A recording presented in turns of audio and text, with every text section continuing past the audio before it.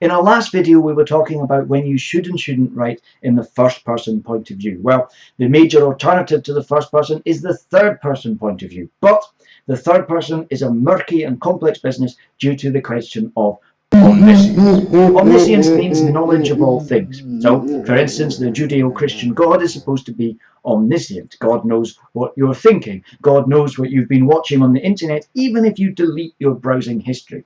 Interestingly, this is a point that Christian theologians have often struggled with. Thomas Aquinas, for instance, once requested a review of one of his books from the Almighty. Most of us would be happy with a wee column in the Times Literary Supplement, but not this guy. So what Thomas Aquinas did was he left the manuscript open on the altar at Notre Dame Cathedral, but in doing so he forgot that since God is omnipresent, God could read the book even if it was buried at the bottom of a mine shaft. In fact, since God is omniscient, God knew what Thomas Aquinas was going to write before Thomas Aquinas was even born. So this is omniscience, knowledge of all things. Now, I know that some religions are cool with having their deities represented as image, and some less so. And I didn't want to offend anybody, so I thought the safest thing to do in order to represent omniscience was to create my own God. This is what I've been praying to. This is Hugo, the God of all things. Well, what is Hugo like as a storyteller? You might think Hugo would be the perfect storyteller because he can tell you what any character is thinking at any time. But there are problems. For instance, Hugo's favourite game is Cluedo. He absolutely loves it. But he spoils it every time. You see, before the game's even started, Hugo, just as they're setting up the pieces, says, "It's Professor Plum in the study with the candlestick." And everyone goes, "Oh, Hugo, you've ruined it again." Imagine a whodunit written from a totally omniscient point of view. Miss Scarlet was thinking, who could have committed this terrible crime? Meanwhile, Professor Plum was thinking, it was me.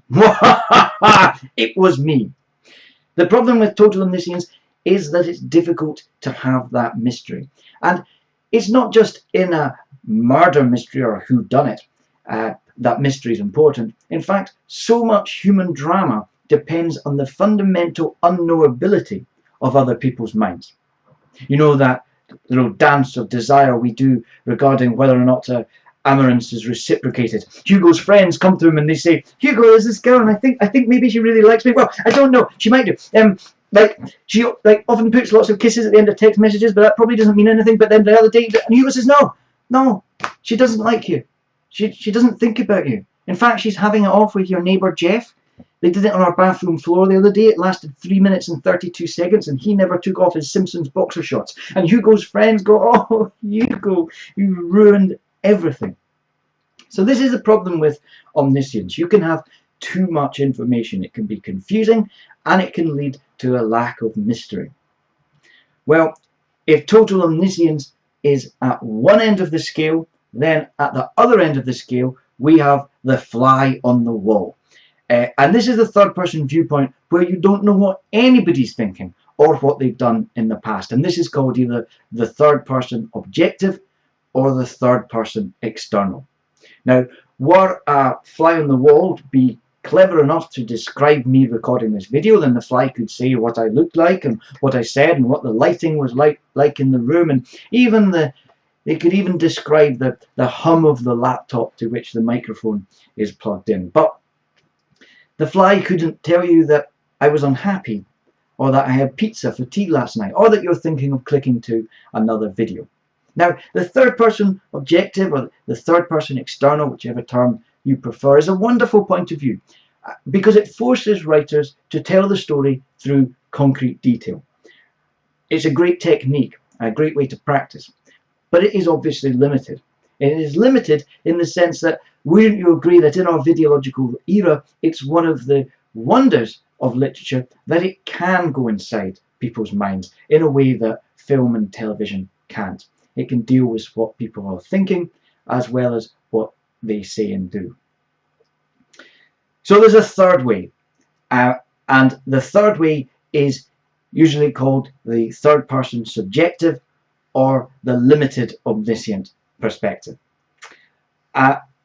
And I'm representing it by Bongo the monkey. According to the teachings of Hugoism, what happened is that Hugo's friends kept bullying him because he spoiled every game of Cluedo and ruined their love life. And so they started to tease him. They do things that he'd go, Hugo, you're all powerful, right? And Hugo would go, yeah, I'm God of all things. And they'd say, well, in that case, can you make a rock that's too heavy for you to lift? And Hugo would then get all confused and cry and get very sad. So he decided to make himself a friend, another god. But because Hugo wanted to be the most powerful being in the universe, he only gave this god some powers.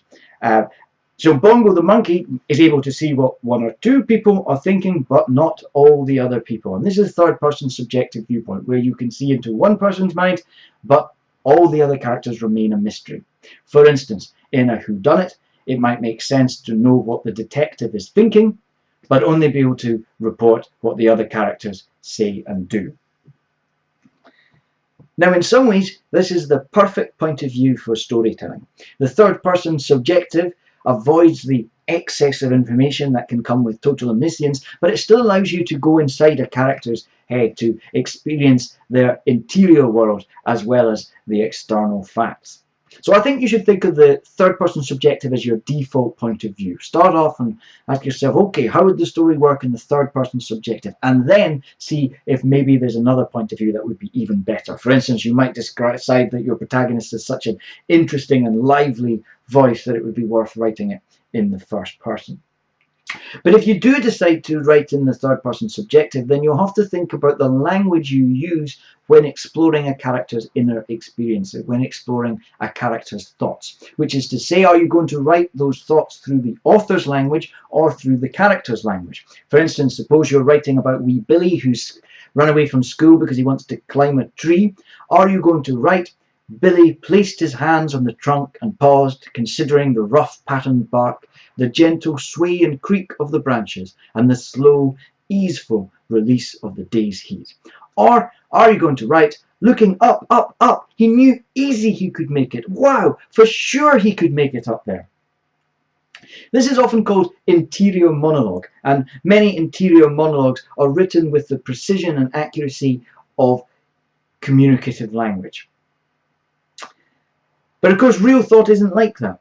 Real thought jumps all over the place. It depends on random associations and unfinished thoughts. And in the first half of the 20th century, some writers began to experiment with trying to capture consciousness as it really flows through our minds. And still the most famous example is James Joyce's Ulysses, where he further developed his stream of consciousness technique.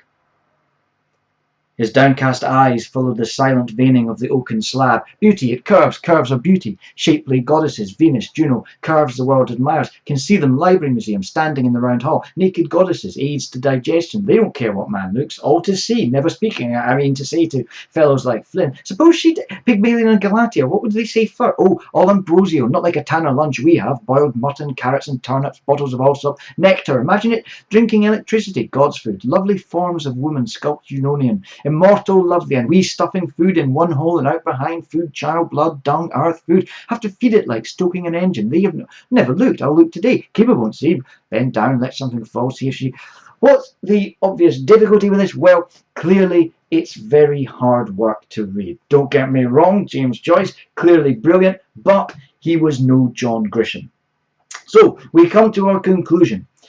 You have to decide what point of view you're going to write in, first, second, or third. If you decide to write in the third person, then you've got to decide how powerful the implied storyteller is. Are we talking about a totally omniscient being like Hugo, or a fly on the wall, or are we talking about a demigod, a creature like Bongo the monkey who knows everything about some people but can only observe others from the outside? If you decide to go for the third person limited, third person subjective viewpoint, and I believe it should be your default setting, then you have to decide which character or characters you're going to know everything about and which characters you can only observe from the outside. Sometimes this is obvious. In the whodunit, it probably makes sense to know everything about the detective, all that the detective thinks and does, but to remain outside the suspects, to know no more about them than what the detective can observe. Next, if you're going to have access to a character's thoughts, then how are you going to present these thoughts? Are you going to describe them for us, interpret them, or are you going to present them as the character thinks them? And if you decide to present them as the character thinks them, does that mean using the character's language as though she were speaking, as in the interior monologue, or does it mean trying to capture the fluctuating reality of thought, as in the stream of consciousness? But the main thing to remember is that when you have decided on a point of view, be consistent, stick to it. Thanks for watching, and good luck with your writing.